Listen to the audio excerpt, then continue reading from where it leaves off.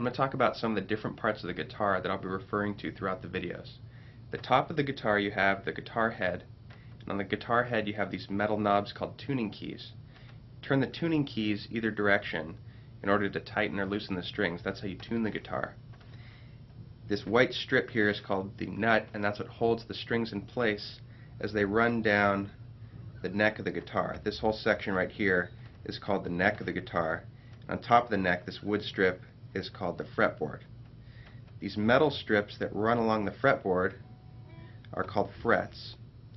And then most guitars have these white dots placed on the frets. The first white dot is on the 3rd fret, second one is on the 5th, and there's one on the 7th, on the 9th fret, and then usually up here at the 12th fret you have 2 dots, and that's how you know you're up at the 12th fret.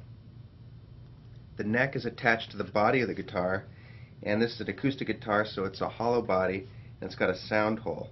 Usually when you're strumming, and we'll get into strumming later, you want to strum over the sound hole or in proximity to the sound hole, because that's where you get the best, most resonant sound. And then back here at the end you have the bridge of the guitar, and this is what holds the guitar strings in place. And then finally you've got the pick guard right here, so that when you're strumming, when you hit the guitar like this, you don't damage the wood on your guitar.